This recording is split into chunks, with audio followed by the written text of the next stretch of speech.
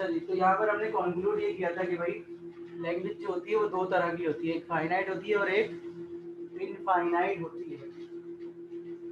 अब आ जाते हैं वापस कि एक लैंग्वेज L1 देखी आपने, एक लैंग्वेज L2, एक लैंग्वेज L3, और ये तीनों लैंग्वेज जो आपने देखी है इनको हम यूज क्या करते हैं।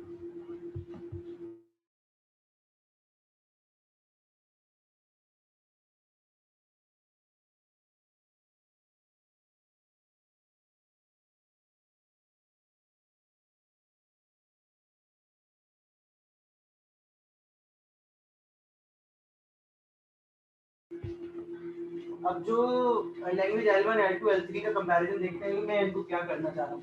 तो फर्स्ट चीज ये कि भाई हमें मेंबरशिप ढूंढनी है इनकी। मेंबरशिप से मतलब क्या है?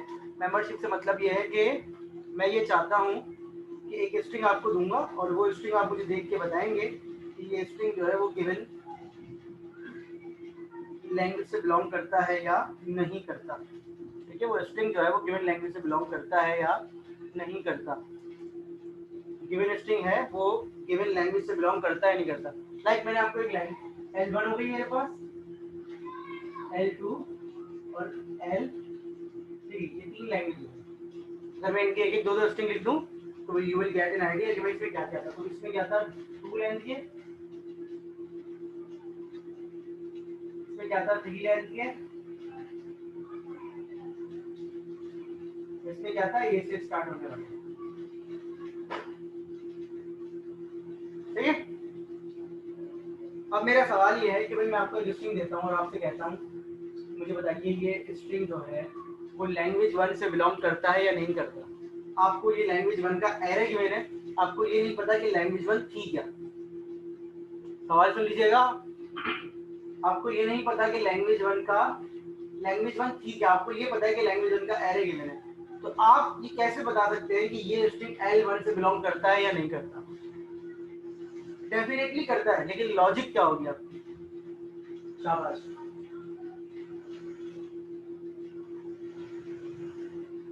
डेफिनेटली करता है, लेकिन आपकी लॉजिक क्या होगी।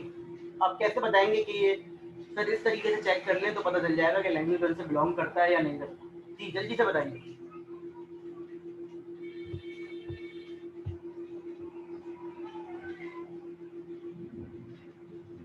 नहीं, मैं मेरी बात दोबारा सुन लीजिए। आपको नहीं पता लैंग्वेज 1 थी क्या, लेकिन आपको उसका एरे गिवन है, एरे। आपको पता है कि लैंग्वेज 1 में नेक्स्ट नंबर कैसे बन रहा है, कैसे बन रहा है। तो अब आप मुझे बताइए इसको आप कैसे चेक करेंगे। ट्रैवर्स करेंगे, इसको ट्रैवर्स करेंगे सब जगह, और क्या सर्चिंग करेंगे, कंपैरिजन करेंगे, क्या करेंगे, कंपेयर करेंगे। इसका मतलब आप सिंपल सर्चिंग के जरिए इसको कंपेयर करके मुझे बता देंगे सर ये बिलोंग करता है, ऐसा ही है ना, ऐसा ही है। इधर आएंगे आप, इधर आप सर्चिंग शुरू करेंगे। मेरा दूसरा सवाल ये है कि ये L1 से बिलोंग करता है, मेरा दूसरा सवाल है कि ये L2 से बिलोंग करता है। यही लॉजिक के जरिए, इसी लॉजिक के जरिए, इसी लॉजिक के जरिए आप क्या करेंगे, इसको L2 में सर्च करेंगे, नहीं मिलेगा, नहीं मिलेगा, जैसे नहीं मिलेगा और आप आखिरी मेंबर तक पहुंचेंगे, पूरा एरे खत्म हो जाएगा और आप कहेंगे सर ये तो मुझे मिला नहीं। ऐसा ही है या कुछ और है।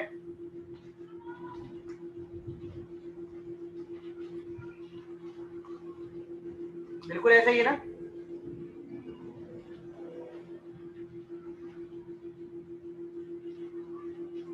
अब तीसरी चीज आ जाती है, मैं आपसे पूछता हूँ कि बताइए ये L3 में है या नहीं। जी आपका जवाब क्या होगा। मैं आपसे पूछ रहा हूँ कि बताइए ये L3 में है या नहीं है। इसी लॉजिक से आपका जवाब क्या होगा।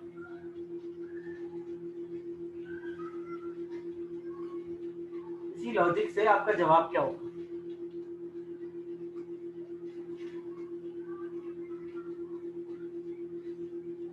L3 में है, सही है, मतलब L3 में भी मौजूद है।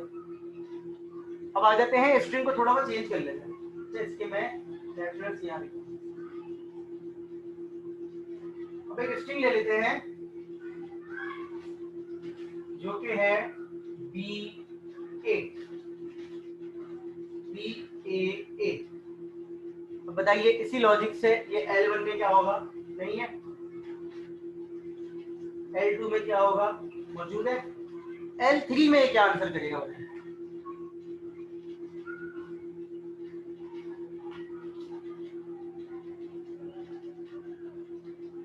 L3 में क्या आंसर करेगा?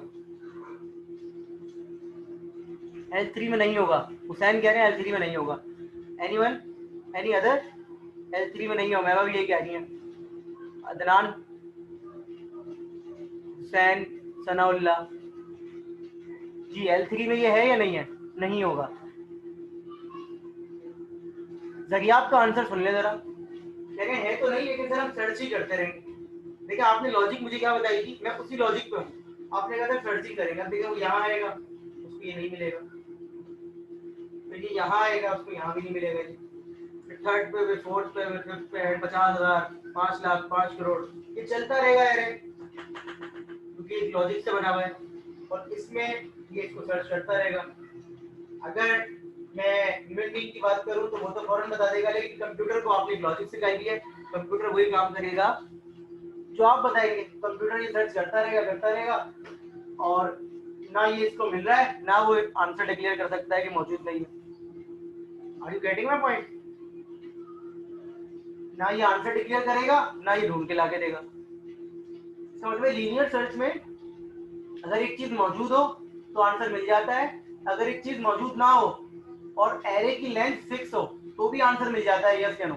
लेकिन अगर एक चीज मौजूद ही नहीं है और एरे अनलिमिटेड है, इनफाइनाइट है, तो आपको आपका आंसर कभी भी नहीं मिलेगा, आप नो भी डिक्लेयर नहीं कर सकते। इसका मतलब यहाँ पर आ गया क्वेश्चन। इससे मैंने क्या रिजल्ट कंक्लूड किया? मैंने कंक्लूड ये किया कि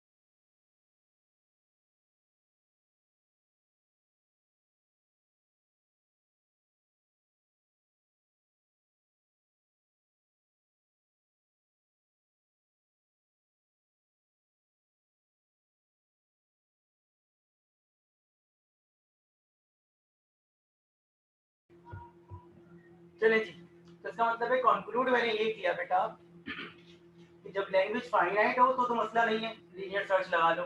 लेकिन जब इनफाइनाइट हो और आपको एक स्ट्रिंग ढूंढना, मौजूद हो तो ये मसला नहीं है। लेकिन अगर वो मौजूद ना हो तो सिंपल सर्चिंग से ये काम नहीं हो सकता। आज गेटिंग अ पॉइंट? तो इसका जो सॉल्यूशन है वो क्या है? Finite automata. फाइनाइट ऑटोमेटा ये क्या चीज है? कि मैंने जस्ट एक ब्लॉक डायग्राम बनाई है, ये पूरा एक डिटेल टॉपिक है हमारा इस कोर्स का। इसका सॉल्यूशन है फाइनाइट ऑटोमेटा। इनफाइनाइट लैंग्वेज के लिए we need some finite type of thing. Infinite language के लिए मतलब एक लैंग्वेज होगी, और से सुनिएगा ये बात, एक लैंग्वेज होगी, उसके लिए आप कोई finite type of thing use करेंगे, वो क्या कहलाती है? Finite automata. Finite automata.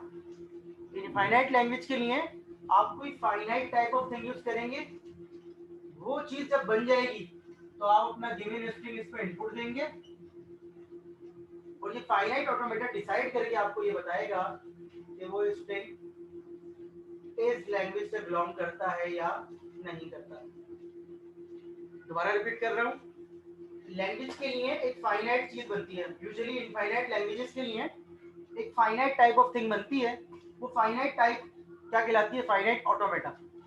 आप उस पर स्ट्रिंग इनपुट दें, ये अपने मैकेनिज्म के जरिए, फाइनाइट ऑटोमेटा शॉर्ट फॉर्म में एफ है, ये फाइनाइट ऑटोमेटा अपनी मैकेनिज्म के जरिए आपको ये बताएगा कि this string belongs to this language और नॉट, यस और नो। क्योंकि बिलोंग्स की बात हो रही है तो इसको मेंबरशिप भी कह सकते हैं कि मेंबरशिप प्रॉब्लम है कि यस या नो। मेंबरशिप में जब आते हैं तो आप एक्सेप्ट या रिजेक्ट कह सकते हैं, तो हम यस के लिए एक्सेप्ट लिख देते हैं और नो के लिए क्या लिख देते हैं? रिजेक्ट। इसका मतलब है अगर फाइनाइट ऑटोमेटा एक्सेप्ट करेगा तो ये स्ट्रिंग इस लैंग्वेज से बिलोंग करता है, अगर फाइनाइट ऑटोमेटा रिजेक्ट करेगा तो इसका मतलब ये स्ट्रिंग इस लैंग्वेज से बिलोंग नहीं करता। Are you getting my point? What is finite automata? Basically finite automata क्या है? एक फाइनाइट टाइप ऑफ मशीन है जिसके जरिए हम स्ट्रिंग की मेंबरशिप चेंज कर सकते हैं फॉर डिफरेंट लैंग्वेजेस। अब यहाँ पर एक दो चीजें और हैं जिसे हमें समझना और समझाना बहुत जरूरी है। हर लैंग्वेज के लिए फाइनाइट ऑटोमेटा अलग होता है। इट्स नॉट लाइक दैट एक सिंपल सा बना दिया और वो हर लैंग्वेज के लिए यूज होता है। अगर फर्स्ट करें मेरी लैंग्वेज जो थी वो L1 थी, तो L1 के लिए फाइनाइट ऑटोमेटा अलग होगा। ये हम सीखेंगे इसको बनाना, हम इसको सीखेंगे बनाना। इसी तरीके से L2 के लिए फाइनाइट ऑटोमेटा अलग होगा, L3 के लिए अलग होगा, वेरिएबल के लिए अलग होगा, 2 वॉवेल्स वाले के लिए अलग होगा, 3 वॉवेल्स वाले के लिए अलग होगा। हर लैंग्वेज के लिए फाइनाइट ऑटोमेटा क्या होता है? अलग होता है। यहाँ मैं बात इसलिए क्लियर कर रहा हूँ कहीं आप ये ना समझें कि एक ही फाइनाइट ऑटोमेटा होता है। हर लैंग्वेज के लिए फाइनाइट ऑटोमेटा क्या होता है? अलग होता है। Is it clear?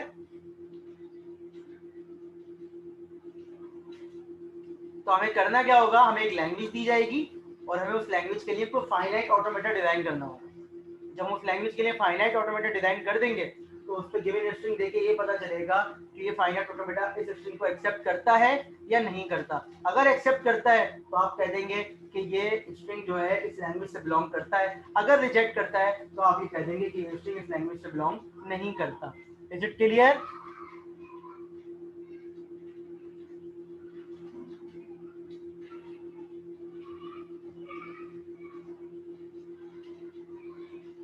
जी, बाकी सबकी समझ में आई ये बात?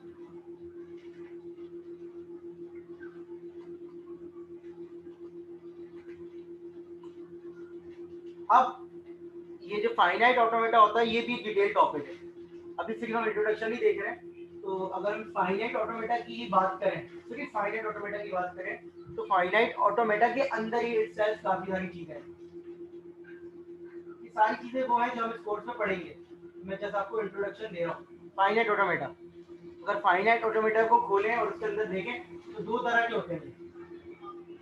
एक होते हैं विद आउटपुट, विदाउट आउटपुट,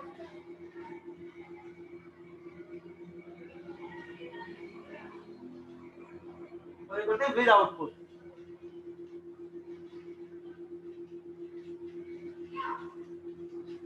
तो विदाउट आउटपुट होते हैं वो दो तरह के होते हैं। एक कहलाता है डीएफए, एक कहलाता है एनएफए। इसकी फुल फॉर्म क्या है? डीएफए की फुल फॉर्म है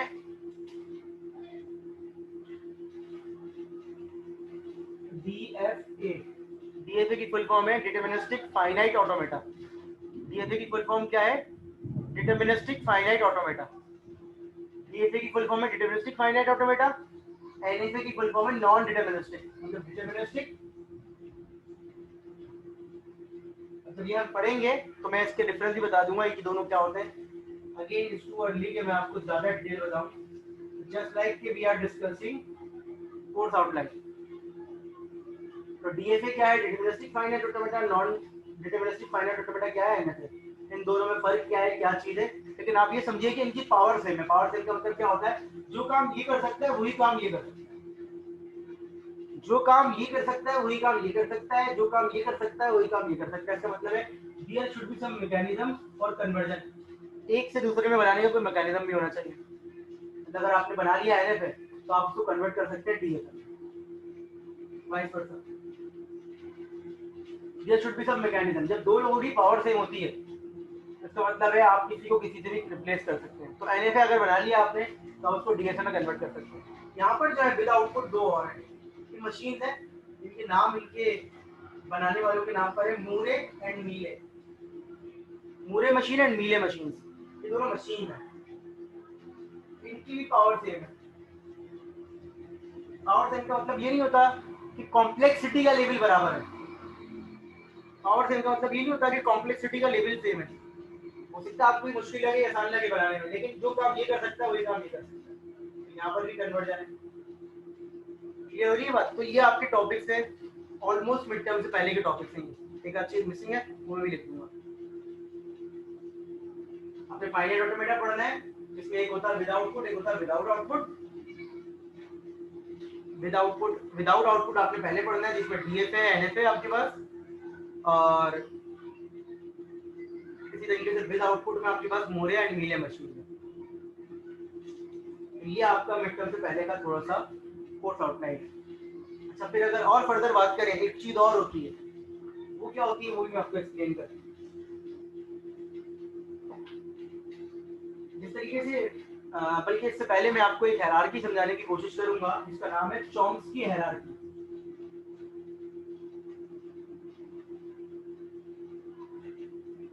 चॉम्स्की हायरार्की। अब चॉम्स्की हायरार्की क्या होती है? चॉम्स्की हायरार्की, ये लिंग्विस्टिक के साइंटिस्ट है चॉम्स्की, इन्होंने लैंग्वेज से रिलेटेड ये हायरार्की बनाई। तो अभी जो आपने लैंग्वेज से मुताल्लिक बातें पढ़ी वो तो आपने पिक कर ली। अब जो मैं आपको डायग्राम बना के दिखा रहा हूँ, इस डायग्राम का आपकी लर्निंग से कोई ताल्लुक नहीं है। जस्ट आपको क्या करना है, इसको एक दफा देखने लायक, क्योंकि कोर्स आउटलाइन में जो जो हम चीजें कवर करेंगे वो तमाम चीजें इस हायरार्की के अंदर आ रही हैं। तो अभी आपने एक वर्ड देखा था लैंग्वेज का। लैंग्वेज आपको समझ में भी आया कि ऑटोमेटा में when we talk about language, इसका मतलब ये होता है कि हम क्या एग्जैक्टली बात कर रहे हैं। तो लैंग्वेज की ना डिफरेंट क्लासेस हैं, क्लासेस कह लें, कैटेगरीज कह लें। लैंग्वेज की डिफरेंट क्लासेस हैं, डिफरेंट कैटेगरीज हैं, जो कि इन्होंने उसकी हायरार्की डिफाइन की थी। कौन से? ये चॉम्स्की। तो लैंग्वेज की डिफरेंट क्लासेस हैं, वो जर्नल क्लासेस नहीं है कि आपको मैं बोलूँगा इंग्लिश हो दो। वो कुछ ऐसी क्लासेस हैं जो कि कोर्स से रिलेटेड टर्म्स है। तो कोर्स में जैसे जैसे हम आगे बढ़ते रहेंगे उन क्लासेस के बारे में पढ़ते रहेंगे, लेकिन फिलहाल उनके लिए मैं एक डायग्राम बना रहा हूँ। डायग्राम ये बताएगी ये कैसे ताल्लुक है इनका आपस में, क्या लिंक है। वो डायग्राम जरा गौर से देख लीजिएगा। सबसे पहली क्लास होती है लैंग्वेज की रेगुलर लैंग्वेज। रेगुलर, सबसे पहली लैंग्वेज की क्लास क्या है? Regular language. अगर इसको शॉर्ट फॉर्म में लिख सकूं, जगह का मसला है। आर एल, आर एल, ये लैंग्वेज की पहली कैटेगरी है। और ये कैटेगरी सबसे इजी कैटेगरी है, और सबसे लोएस्ट कैटेगरी का मतलब क्या होता है कि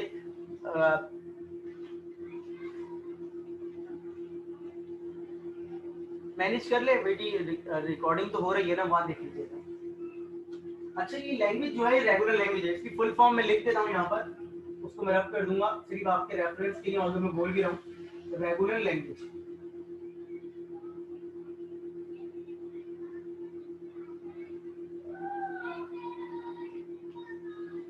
रेगुलर लैंग्वेज जो है वो जनरेट करवाने के लिए एक लैंग्वेज, एक ग्रामर यूज की जाती है। उस ग्रामर को हम कहते हैं रेगुलर ग्रामर।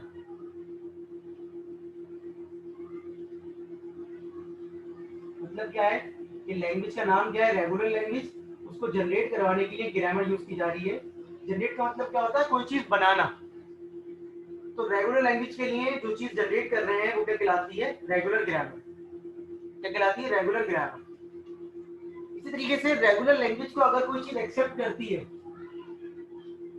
तो उसका नाम है फाइनाइट ऑटोमेटा। इन तीनों का कंपैरिजन पहले सुकून से देख लीजिए। अगर ये तीनों समझ में आ जाएंगे तो फिर फर्दर इस हायरार्की को डिफाइन करने में कोई मसला नहीं होगा। लैंग्वेज की पहली क्लास कौन सी है? Regular language. मैं लिख रहा हूँ लैंग्वेज, ताकि आपको लैंग्वेज की पहली क्लास कौन सी है? Regular language. उसको जनरेट करवाने के लिए जो चीज यूज की जाती है उसका नाम है रेगुलर ग्रामर।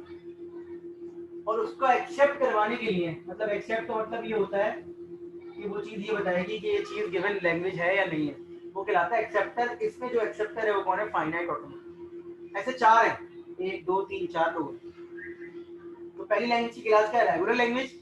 उसका जो जनरेटर है वो क्या है, रेगुलर ग्रामर, और उसको जो एक्सेप्ट करता है वो कौन है, फाइनाइट ऑटोमेटा। अब रेगुलर लैंग्वेज से एक अपर क्लास है जो कि कहलाती है context free language. Context free language, context free language. और जिस तरीके से कॉन्टेक्स्ट फ्री लैंग्वेज है, इसी तरीके से इसका कोई ना कोई जनरेटर भी होगा जो इसको जनरेट करता होगा। मतलब बनाना और एक्सेप्ट करवाना दो अलग अलग काम। एक चीज है जो कॉन्टेक्स्ट फ्री लैंग्वेज को बनाती है, एक चीज होगी जो कॉन्टेक्स्ट फ्री लैंग्वेज को एक्सेप्ट करेगी। तो मैं इनके फुल नाम भी लिख दूंगा अभी। वो कहलाती है CFG। ये सब कुछ हमारी कोर्स आउटलाइन के पार्ट्स हैं ऑटोमेटा। कॉन्टेक्स्ट फ्री ग्रामर, तो अगर आप लिखना चाहें अपने पास लिख सकते हैं, ऑल्दो के रिकॉर्डिंग में अपलोड हो रहा है ये। Context free language, context free grammar. Regular language से एक अपर क्लास कहलाती है कॉन्टेक्स्ट फ्री लैंग्वेज। और जिस तरीके से कॉन्टेक्स्ट फ्री लैंग्वेज है, इस तरीके से उसका जनरेटर है कॉन्टेक्स्ट फ्री ग्रामर। इसी तरीके से इसका एक एक्सेप्टर भी है जिसका नाम है PDA। तो अगर मैं इनकी सबकी फुल फॉर्म एक साथ लिख दूं और आप एक दफा देख लें, तो this is context free language, context free grammar, context free language, context free grammar. And PDA क्या है, PUSH, push down automata, push down automata. तो लैंग्वेज की क्लास कौन सी, कॉन्टेक्स्ट फ्री लैंग्वेज। उसको जो जनरेट करेगा वो कौन है, कॉन्टेक्स्ट फ्री ग्रामर, और उसको जो एक्सेप्ट करेगा वो कौन है, पुश डाउन ऑटोमेटा। इनका रिलेशन ऐसा हो गया। अब अगर कॉन्टेक्स्ट फ्री लैंग्वेज से एक तीसरी क्लास भी आती है, उस लैंग्वेज का नाम है context sensitive language, CSL। CSL context sensitive language, context sensitive language. इसी तरीके से इसकी ग्रामर जो है वो कहलाती है कॉन्टेक्स्ट सेंसिटिव ग्रामर। और इस तरीके से इसका ऑटोमेटा जो है उसका नाम है LBA, linearly bounded automata. Language का नाम क्या है, कॉन्टेक्स्ट सेंसिटिव लैंग्वेज। उसको जनरेट कौन कर रहा है, कॉन्टेक्स्ट सेंसिटिव ग्रामर। उसको एक्सेप्ट कौन कर रहा है, linearly bounded automata. Linearly bounded automata. एक आखिरी क्लास जो कहलाती है वो कहलाती है रिकर्सिव इनोमेरेबल सेट्स। अगर मैं इसकी फुल फॉर्म लिखूं यहाँ पर, रिकर्सिव इनोमेरेबल, रिकर्सिव इनोमेरेबल सेट्स। ये सबसे हायर क्लास होती है, सबसे मोस्ट पावरफुल लैंग्वेज है। इसके अंदर ये तमाम लैंग्वेजेस आ सकती हैं। अभी मैं इसका कंपैरिजन करके बताता हूँ। रिकर्सिव इनोमेरेबल सेट्स, इसके लिए जो ग्रामर यूज की जाती है उसका नाम होता है अनरिस्ट्रिक्टेड ग्रामर। उसमें कोई रिस्ट्रिक्शन नहीं होती, UR, unrestricted grammar, unrestricted grammar. और इसके लिए जो एक्सेप्टर यूज किया जाता है उसका नाम आप सबने सुना हुआ है, ट्यूरिंग मशीन। ट्यूरिंग मशीन, इसके लिए जो एक्सेप्टर यूज किया जाता है उसका नाम आप सबने सुना हुआ है, ट्यूरिंग मशीन। ट्यूरिंग मशीन का नाम सुना हुआ है,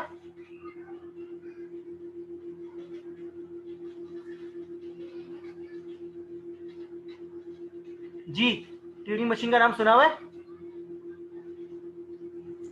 एलन ट्यूरिंग नाम सुना हुआ है।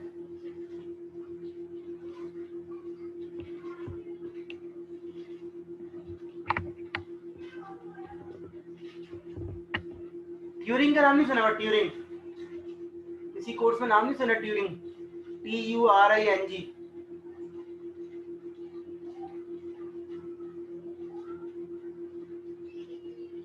खैर नहीं सुना तो वैसे तो सुनना चाहिए। अब देखिए चॉम्स्की हायरार्की कहलाती है, ये लैंग्वेजेस की क्लासेस हैं।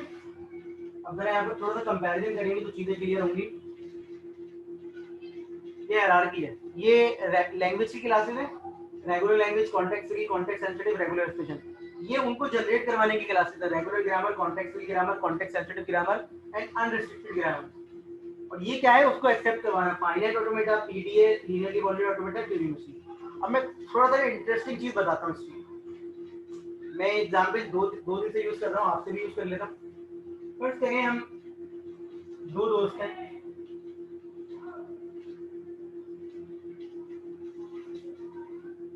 हम दो दोस्त हैं, हम दो दोस्त हैं, लाइक रेगुलर लैंग्वेज है, हम लोगों को दो दोस्तों को खाना खाने जाना है एक जगह। हम लोग बाइक से भी जा सकते हैं, कार से भी जा सकते हैं, कोस्टर से भी जा सकते हैं एंड बस से भी जा सकते हैं। ऐसा है ना, दो लोग बाइक पे भी जा सकते हैं, कार पे भी जा सकते हैं, कोस्टर पे भी जा सकते हैं, बस पे भी जा सकते हैं। लेकिन ज्यादा कन्वीनियंट क्या है?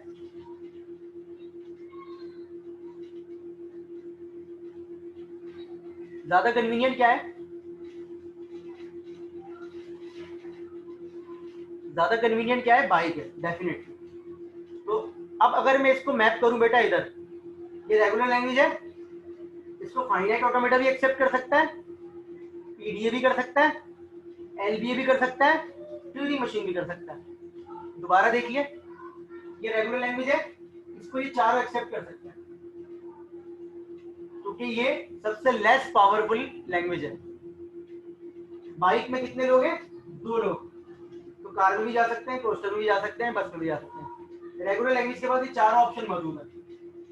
लेकिन डेफिनेटली अगर मैं रेगुलर लैंग्वेज को ट्यूरिंग मशीन से एक्सेप्ट करवाऊंगा, काम तो हो जाएगा, लेकिन ट्यूरिंग मशीन बनाना is a bit difficult as compare to what finite automata. Are you getting my point? मेरी बात समझ में आ रही है? ट्यूरिंग मशीन डेफिनेटली ये चीजें जो ऊपर जा रही हैं, इसकी कॉम्प्लेक्सिटी बढ़ रही है क्योंकि इनकी पावर बढ़ रही है। ये ज्यादा पावरफुल काम कर सकता है, ये ज्यादा पावरफुल, ये उससे कम, ये उससे कम। तो अगर मैं इसको ऊपर लेके जाऊंगा तो देखिए पावर बढ़ रही है। पावर का मतलब क्या है? एक आसान काम जो आसान तरीके से हो सकता है, और उसको मुश्किल तरीके से क्यों करेंगे? Is it clear? ये पॉइंट समझ में आ रहा है मेरा? बेटा जवाब दे मुझे कि जो एक काम आसान तरीके से हो सकता है उसको आप मुश्किल तरीके से क्यों करेंगे? क्लियर हो गई बात? अब आ जाते हैं वापस कॉन्टेक्स्ट फ्री लैंग्वेजेस। सपोज कर लीजिए 5 लोग हैं। अब 5 लोग बाइक पे जा सकते हैं? प्रैक्टिकल बात कर रहा हूँ, ठीक है? डेफिनेटली नहीं जा सकते। इसका मतलब है 5 लोगों के लिए बाइक का ऑप्शन खत्म हो गया। इसका मतलब है कॉन्टेक्स्ट फ्री लैंग्वेज के लिए फाइनाइट ऑटोमेटा का ऑप्शन ऑलरेडी खत्म हो गया। क्लियर हुई बात? कॉन्टेक्स्ट फ्री लैंग्वेज के लिए फाइनाइट ऑटोमेटा का ऑप्शन ऑलरेडी खत्म हो गया कि उसकी कैपेबिलिटी ही नहीं है कि वो कॉन्टेक्स्ट फ्री लैंग्वेज के मुकाबले में आ सके। क्लियर हो गई बात? ये बात समझ में आई? कॉन्टेक्स्ट फ्री लैंग्वेज की कैपेबिलिटी ही नहीं है कि फाइनाइट ऑटोमेटा के मुकाबले में आ सके। तो अब आ जाते हैं कॉन्टेक्स्ट फ्री लैंग्वेज के पास क्या ऑप्शन है? PDA, LBA, Turing machine, car, coaster और बस। कार, कोस्टर और बस। अब ये तीनों काम कर सकते हैं कॉन्टेक्स्ट फ्री लैंग्वेज के लिए, तीनों काम कर सकते हैं। लेकिन ज्यादा बेहतर कौन है कॉम्प्लेक्सिटी के पॉइंट ऑफ व्यू से? पीडीए। ज्यादा बेहतर कौन है बेटा? पीडीए। ये बातें आपको बाद में याद आ रही होंगी जो मैं भी कर रहा हूँ, कौन सी चीज किसके लिए जरूरी है और किसके लिए जरूरी नहीं है। सही है? तो कॉन्टेक्स्ट फ्री लैंग्वेज को हम यूजुअली किससे करवाते हैं? पीडीए से। ऑल दो के लीनियरली बाउंडेड ऑटोमेटा और ट्यूरिंग मशीन भी इसको ये काम कर सकते हैं। Is it clear? इसका मतलब है ये अभी अब आ जाए वही वाली बात, 10 लोग हैं तो अब 10 लोगों के लिए कार तो खत्म हो गई ऑलरेडी। सही है ना बेटा? 10 लोगों के लिए कार का ऑप्शन तो ऑलरेडी खत्म हो गया। तो क्या ऑप्शन बचा आपके पास? कोस्टर और बस। तो कार तो खत्म हो गई, अब कोस्टर और बस का ऑप्शन बचा। तो डेफिनेटली आप कॉन्टेक्स्ट सेंसिटिव लैंग्वेज को लीनियरली बाउंडेड ऑटोमेटा या ट्यूरिंग मशीन से एक्सेप्ट करवा सकते हैं। लेकिन आप ज्यादा कॉम्प्लेक्सिटी की तरफ नहीं जाएंगे तो आप उसको लीनियरली बाउंडेड ऑटोमेटा से एक्सेप्ट करवा देंगे। क्लियर हो गई बात? और फिर आ जाते हैं 20 लोगों में, 25 लोगों में आ जाते हैं, 30 लोगों में आ जाते हैं, ठीक है? तो उसके लिए ज्यादा बेहतर ऑप्शन कौन सा है? बस। तो ट्यूरिंग मशीन। इसका मतलब है बस जो है वो सारे काम कर सकती है। इसका मतलब क्या है? ट्यूरिंग मशीन ये सारे काम कर सकती है जो उसकी लेस कैटेगरीज करती है। क्लियर? ट्यूरिंग मशीन ये सारे काम कर सकती है जो कि इसके नीचे वाली क्लासेस कर रही है, एलबीए, पीडीएफ है। क्लियर होगी बात? Same goes for this. Regular grammar है, रेगुलर लैंग्वेज बना लो, लेकिन रेगुलर ग्रामर से कॉन्टेक्स्ट फ्री लैंग्वेज नहीं बना सकते। रेगुलर ग्रामर है, उससे ये तीनों लैंग्वेजेस बन सकती। कॉन्टेक्स्ट फ्री ग्रामर है, उससे ये दोनों लैंग्वेजेस बन सकती है। ठीक है? रेगुलर लैंग्वेज भी बन सकती है और कॉन्टेक्स्ट फ्री भी बन सकती है। लेकिन जाहिर सी बात है मुश्किल हो जाएगा रेगुलर लैंग्वेज को बनाना, तो इसी से बनाओ। इसी तरीके से अनरिस्ट्रिक्टेड ग्रामर ये सारी लैंग्वेजेस बना सकती है, ट्यूरिंग मशीन ये सारी लैंग्वेजेस को एक्सेप्ट कर सकती है। Is it clear? Is it clear? Unrestricted grammar से तमाम लैंग्वेजेस बन सकती हैं, ट्यूनिंग मशीन से तमाम लैंग्वेजेस एक्सेप्ट हो सकती हैं, लेकिन कॉम्प्लेक्सिटी ज्यादा है, पावर भी ज्यादा है। ऊपर ऊपर जा रहे हैं तो पावर बढ़ रही है, ऐसे ऊपर जा रहे हैं तो उसकी पावर बढ़ रही है, ऐसे ऊपर जा रहे हैं तो उसकी पावर बढ़ रही है, लेकिन कॉम्प्लेक्सिटी भी बढ़ रही है। कोई सवाल है यहाँ तक तो पूछ लीजिए।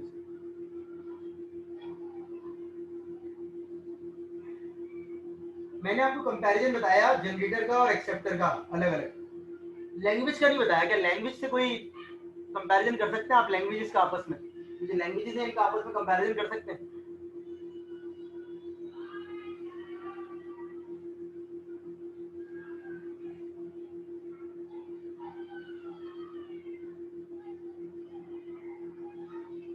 जी,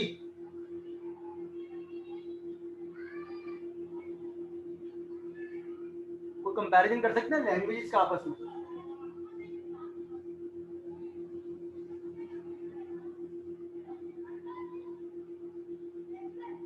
कोई भी कंपैरिजन इनका आपस में?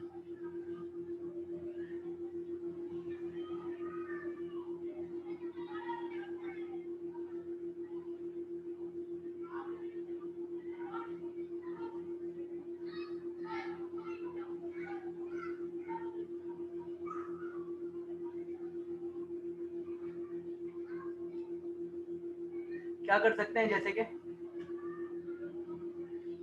समझाने के लिए कोई बात?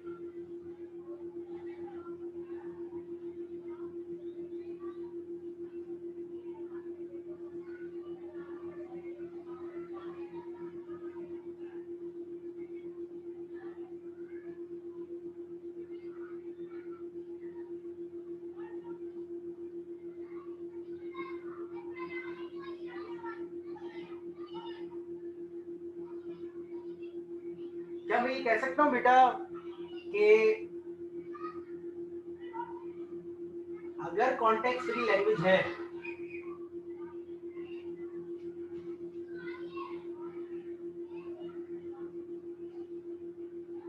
एक कॉन्टेक्स्ट फ्री लैंग्वेज रेगुलर भी होती है, क्या ये बात सही है या गलत है?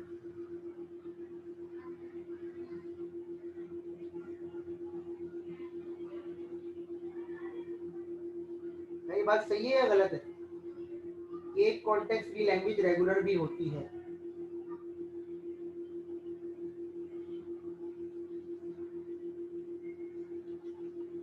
पक्की बात है, देख लें, दो स्टेटमेंट देता हूँ, ठीक है? स्टेटमेंट 1 और स्टेटमेंट 2, आप मुझे बताइएगा कौन सी सही है कौन सी गलत है, या दोनों सही है या दोनों गलत है, ठीक है? कराची में रहने वाला बंदा सिंध में भी रहता है, या सिंध में रहने वाला बंदा कराची में भी रहता है। कौन सी स्टेटमेंट सही है कौन सी गलत है, या दोनों सही है दोनों गलत है?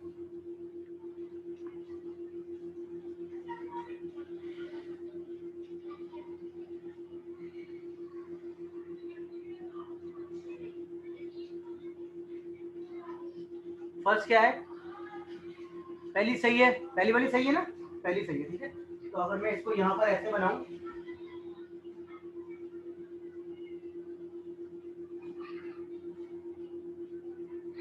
जी अब बताइए।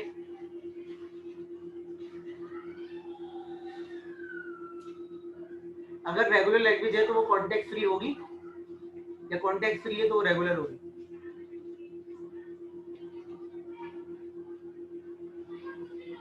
बिल्कुल सही है। तो ये क्या हुआ फिर यहाँ पर? अगर रेगुलर लैंग्वेज है तो वो कॉन्टेक्स्ट फ्री होगी,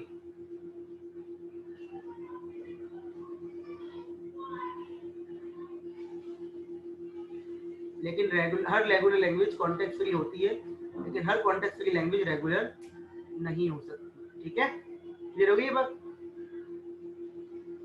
जब तो आप पीडीए से भी वो काम कर रहे हैं जो फाइनाइट ऑटोमेटा कर रहा था। क्लियर हो गई ये बात? यहाँ तक कोई सवाल है तो पूछ लीजिए प्लीज। ये मीटिंग एंड होगी तो फिर मैं आपको डीएसए का इंट्रोडक्शन दूंगा थोड़ा सा, और उसके बाद हम 40 मिनट की क्लास के बाद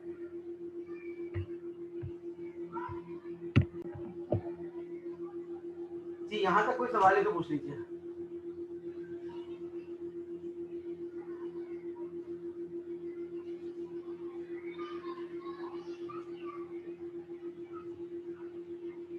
सेंटेंस हो जाएगी जब होनी होगी। यहाँ तो कोई सवाल है तो पूछ लीजिए।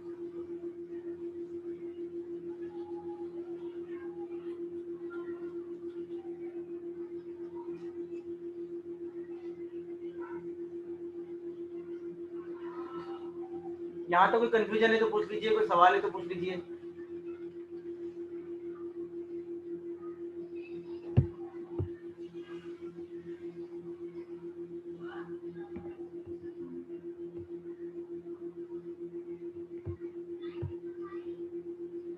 चॉम्स्की हायरार्की, चॉम्स्की, ये इनका नाम था ना, चॉम्स्की हायरार्की कहलाती है।